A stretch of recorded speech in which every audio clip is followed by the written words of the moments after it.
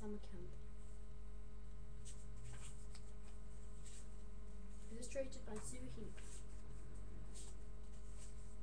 I sat at the back of the car with my new t-shirt and my stiff new jeans and my pristine trainers and groaned. I kept dabbing at my new haircut. I felt terrible. Everyone would laugh at me. I thought about these strange children at the summer camp. I peered down at the black lettering on my emerald green t-shirt, and it said, "I love evergreen adventure holidays." My new t-shirt was a liar. "Are you all right, Stella?" Mum asked worriedly, turning around. "Do you feel sick? You look a bit green." "To match my awful t-shirt," I muttered, touching at it. "I think you look very fetching in your new outfit," said Uncle Bill. I didn't answer. I just pulled a face at his back. I couldn't stick with Uncle Bill, which was a great pity because he'd married Mum that morning. I was the bridesmaid. Mum had bought me a very expensive blue dress with puff sleeves and a very long, bouncy skirt. It had its own white lace pinafore with my plaits undone and combed out. Mum said I looked like Alice in Wonderland.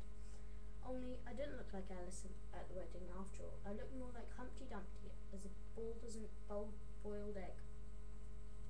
It was all a terrible mistake. Mum said I should go to the hairdresser's and have my hair cut properly and styled the week before the wedding.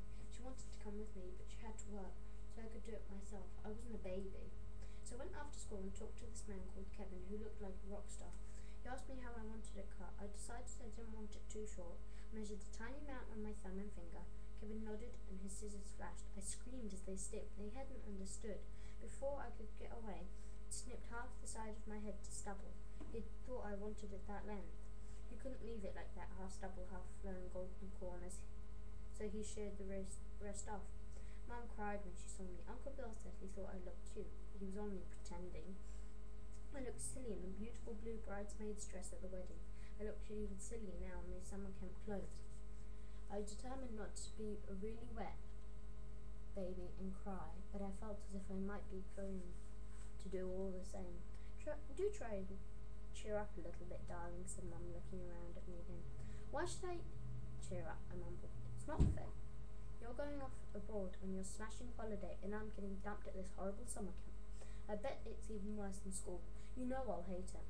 "It's not my holiday, it's my honeymoon," she said. But then she looked at Uncle Bill and whispered, "Do you really think she'll be all right?" I shook my head fiercely.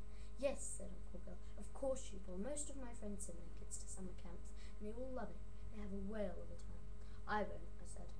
"They don't take any notice now." "I wish all those other camps hadn't been fully booked," said Mum. "This evergreen place does sound a bit—" She was searching for the right word. I supplied it. "It sounds like a dump." "Well, there's no need to be so cheeky," Mum said, but she didn't sound cross. She sounded worried. "I think it sounds like a marvellous place," said Uncle Bill. "It's practically a stately home, and it's got these huge grounds with a lovely swimming pool and—" "Shh!" But she was too late. I can't go there. Not if there's a swimming pool," I shouted. "I promise you won't have to swim," Mum said, in a special you can trust me tone.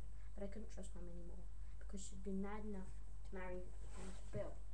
"They'll make me! They'll throw me in!" I wailed, and started crying like a little baby.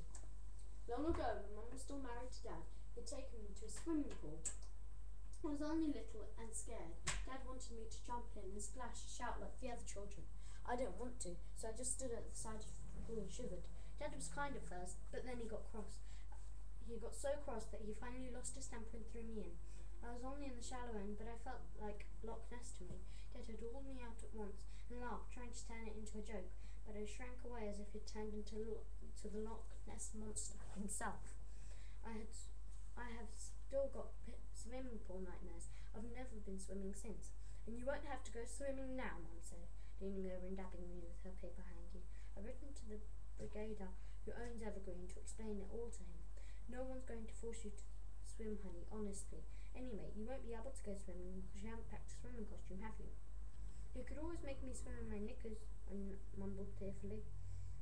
I thought about swimming pool, but this was summer camp. Imagined very large, very blue, very cold. And then I imagined some sinister soldier man grabbing me and throwing me into the water. "Please don't make me go." "Don't be difficult, darling. You've got to go, and that's that," said Mum. I didn't see why. I couldn't go to Europe with them. Mum kept sending off finding it boring because they were just seeing cities and looking at lots of churches and galleries and museums. Anyway, it was their honeymoon, but I thought they were too old to have a honeymoon. Stop crying now, Stella. You don't want the other children to see you with red eyes, do you? Said Mum. I used up 3 paper hankies, blowing and mopping, blowing and mopping, and blowing and mopping. Does it look like as if I've been crying? I asked anxiously.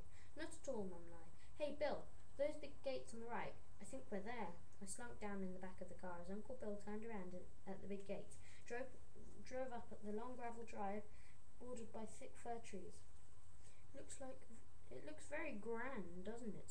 He said brightly. Look at all the Christmas trees, Stella. Why don't you sit up properly so you can see the house? I wriggled down further until my jeans nearly came up to my chin. We turned a corner. The fir trees petered out.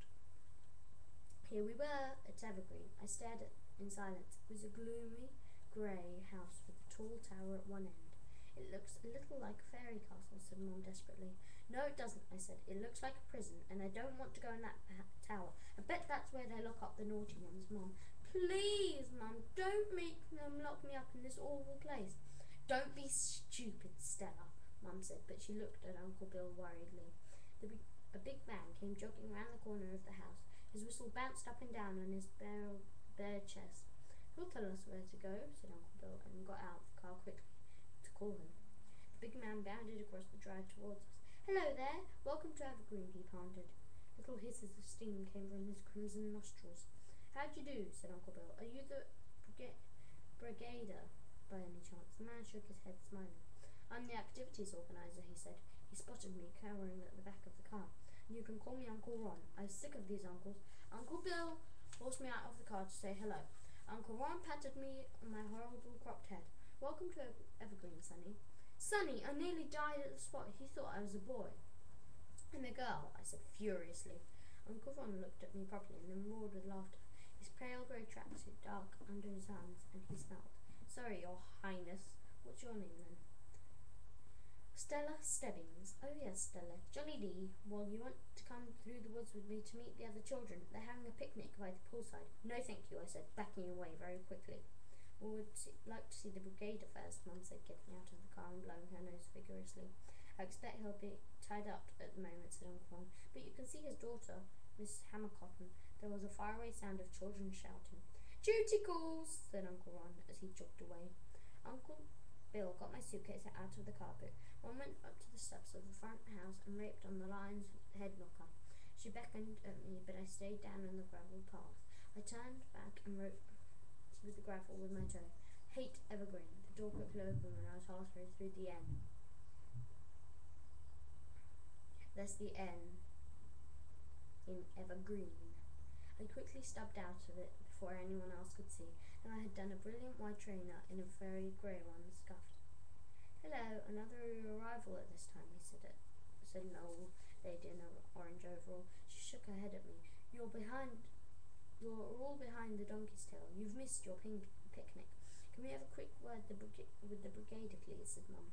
It'll be Miss Hammercotton, dear. She takes care of all the new arrivals. This way, please.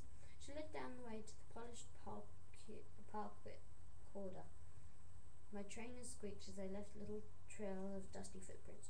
Orange Overall looked around and tutted. She didn't say anything because I had fun with me, but I decided I didn't like her. I didn't think much of Miss Hammercotton either. She was a very neat curly hair like rows of knitting in a powder blue tracksuit. It meant being baggy, but her bottom filled up right up to the back. A little Siamese cat crouched on her shoulder and looked at me suspiciously. The hand to stroke him, but he barely shot. I put out my hand to stroke him, but he barred his sheep a little bit. I changed my mind about wanting to make friends. Miss Hammercotton had sharp little teeth too. They showed a lot when she smiled. Welcome to Evergreen, she said, shaking her hand with Mum and Uncle Bill. She just wagged her fingers at me, then plucked up her tracksuit apologetically. Excuse my sports gear, I've been organising a few teams. I'd like to have a lot of games in the afternoon and then a great picnic tea. I was glad I'd missed the famous picnic. I wasn't a bit hungry anyway, because of what I had eaten at the wine bar after the wedding. I could absolutely eat anything I wanted. So I did. I had a cherry cheesecake, black forest gâteau, sherry truffle, chocolate mousse, and lemon rosé pie. I'd never eaten 5 huge puddings in one pie.